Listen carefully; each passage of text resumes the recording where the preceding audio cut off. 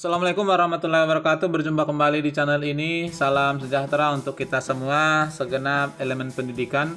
Kali ini saya akan mengupdate tentang reformasi pendidikan di 2022, yang mana baru-baru ini pemerintah melalui Kemendikbud menyampaikan akan ada perubahan teknik penyaluran dak non-fisik ya, yang menyangkut BOS dan BOP. Juga di sini dibahas masalah tunjangan guru. Tapi sebelumnya kepada Bapak dan Ibu ya, saya mengajak untuk bergabung di channel ini untuk mendapatkan informasi baru terkait dengan pendidikan. Berita ini disampaikan oleh Pak Nadiem di hari Kamis semalam, yang mana di sini juga dibahas masalah tunjangan guru ya peserta calon P3K 2021 ini. Mendikbudristek Nadiem Makarim menyampaikan kabar gembira terkait tunjangan guru tahun 2022 yang akan dialokasikan melalui dana alokasi khusus atau dak non-fisik, yang mana dak non-fisik 2021 salah satunya diprioritaskan untuk tunjangan guru tahun 2022 dengan mempertimbangkan guru PPK yang diterima tahun 2021 ini. Seperti yang Bapak Ibu ketahui, untuk penyaluran dak non-fisik ini sendiri ya masih menggunakan acuan PMK tahun 2019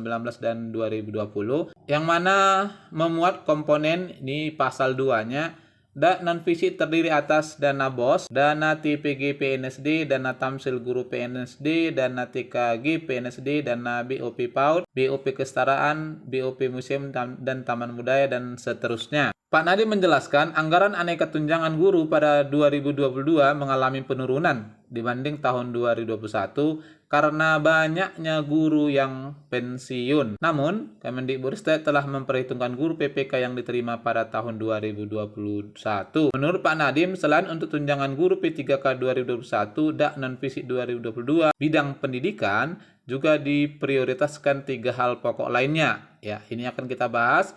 Yang pertama adalah penyaluran bantuan operasional sekolah, bantuan operasional penyelenggara atau BOP PAUD, dan BOP Kesetaraan yang akan ditransfer langsung ke rekening satuan pendidikan. Di ini perubahannya Bapak Ibu sekalian ya. Selama ini kebijakan Kemendikbud agak tertahan dikarenakan dana-dana pendidikan itu ya tertahan untuk beberapa saat di Pemda, sehingga keinginan Kemendikbud tidak bisa langsung terrealisasi di lapangan dikarenakan sekolah harus menunggu realisasi dari Pemda. Di tahun 2022 nanti Kemendikbud akan langsung terintegrasi ke sekolah, jadi semua program Kemendikbud langsung akan ditransfer ke rekening satuan pendidikan, sehingga apa yang direncanakan oleh pusat melalui Kemendikbud akan langsung dapat diterjemahkan dan dilaksanakan oleh pihak sekolah. Dijelaskan lebih lanjut, nantinya dana BOS langsung disalurkan ke rekening satuan pendidikan sehingga bisa mengurangi keterlambatan rata-rata sebesar 32% atau 3 minggu lebih cepat dibandingkan penyaluran pada 2019.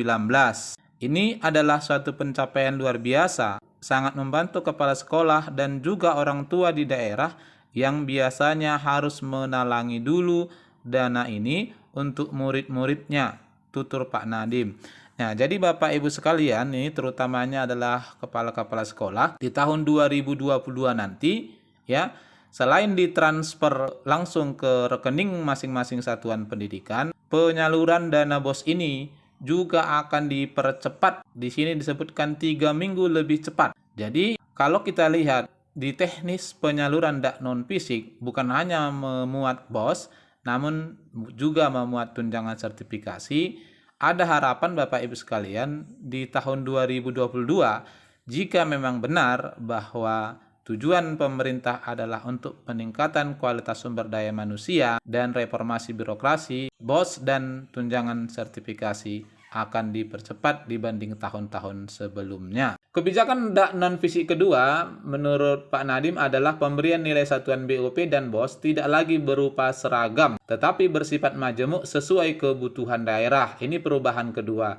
Jadi di setiap daerah besaran dana BOS yang diterima sekolah itu sudah dibedakan oleh Kemendikbud, yang mana penetapan nilai ini dihitung berdasarkan indeks kemahalan konstruksi atau IKK dan indeks peserta didik atau IPD di setiap wilayah kabupaten kota. Tahun 2021 besaran nilai satuan BOP yang diberikan kepada setiap peserta didik selama 1 tahun adalah sama di seluruh kabupaten kota dengan rincian untuk jenjang PAUD Rp600.000, paket A sebesar 1,3 juta, paket B sebesar 1,5 juta rupiah, dan paket C sebesar 1,8 juta rupiah. Berbeda di tahun 2002 nanti yang mengalami perubahan. BOP yang diberikan untuk setiap peserta didik selama setahun bersifat majemuk. Untuk jenjang PAUD akan diberikan Rp600.000 sampai 1,2 juta. Paket A akan diberikan mulai dari 1,3 juta hingga 2,6 juta.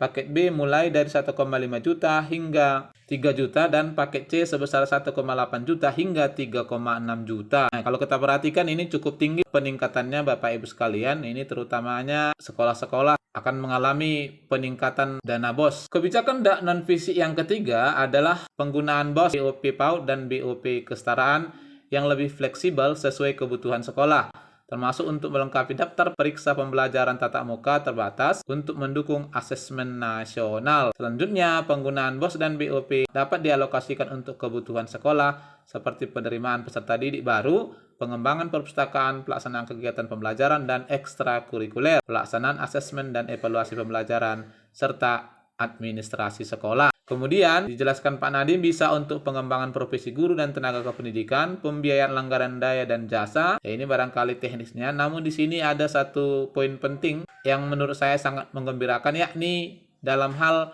masih diakomodir dalam pembayaran honor. Lalu, sementara untuk penggunaan BOS dan BOP juga bisa diperuntukkan untuk melengkapi daftar periksa PTM terbatas seperti ketersediaan sarana sanitasi dan kebersihan, akses fasilitas pelayanan kesehatan, penerapan wajib masker, alat pengukur suhu badan, serta pemetaan warga satuan pendidikan pada PTM terbatas. Dalam pelaksanaannya nanti, kata Pak Nadiem, penggunaan BOS, BOP PAUD, dan BOP kesetaraan didorong untuk dilakukan secara daring melalui layanan SIPLAH yang menyediakan pengalaman berbelanja dan berjualan lebih baik sehingga sekolah semakin aman berbelanja dan penyedia nyaman dalam berjualan.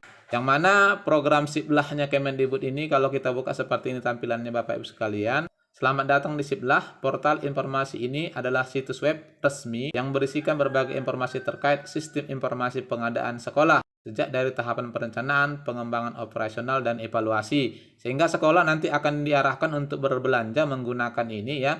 Kalau kita buka lebih lanjut, ini adalah SIP-nya Dikbud. Jelajah publikasi di SIP Dikbud, ada institusi 2 repositori. Ya, ini barangkali untuk mendalaminya adalah bagian dari pengguna anggaran BOS sendiri ya, baik itu kepala sekolah maupun bendahara.